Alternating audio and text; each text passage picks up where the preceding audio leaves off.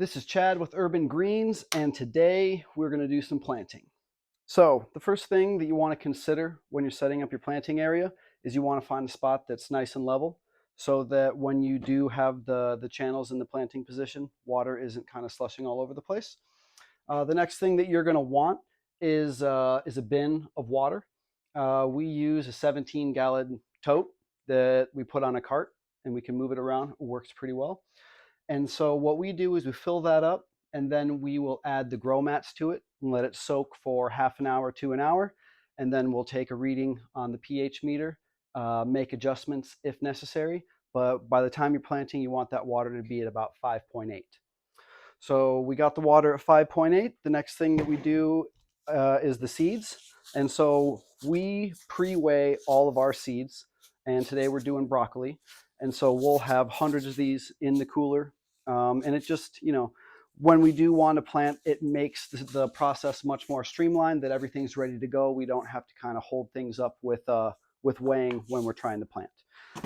Then we will add the seeds to these shakers. And these shakers are super handy because they come with 3 different types of lids that have 3 different sized holes. So that if you're planting radish, you can have one lid, planting basil, different lid. It's pretty versatile. So we will add the seeds to the shakers.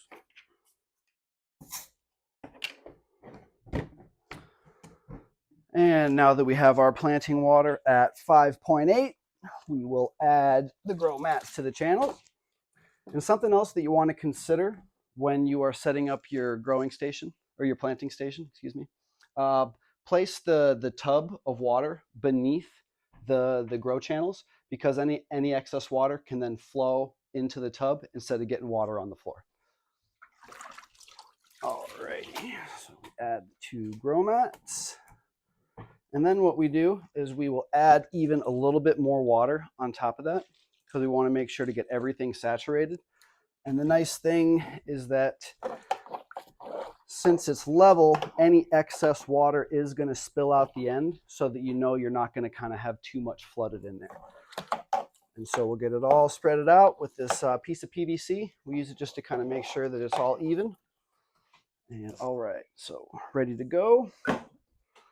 Now we will take our seed shakers, and what I like to do is I like to start along the edges, because what can tend to happen is that if you do the center at first, then you might run out of seeds to do the edges, and then it's a little too dense in the middle.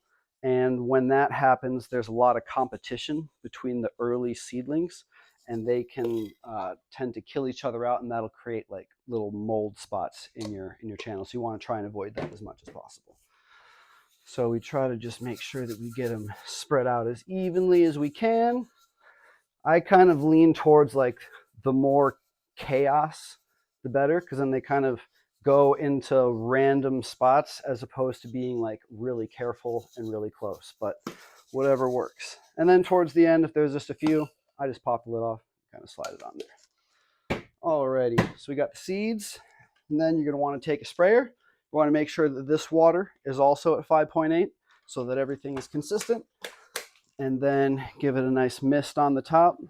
Something else that I like to do is if there's any seeds that are kind of along the edge of the sidewall, I like to knock those down.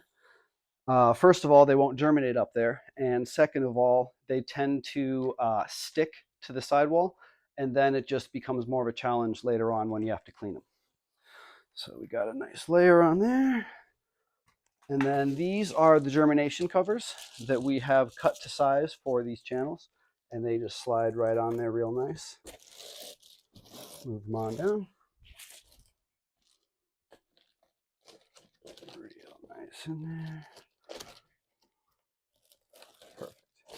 And so we have got the covers on, and now we will put them into the rack on the germination levels, let them be covered for 2 to 3 days, and then uncover and put them into the grow levels. So this is our whole planting process. If you guys have any more questions or would like us to elaborate further on any of this procedure, please just leave a comment in the comment section and we'll be happy to take care of it. Thanks a lot, guys.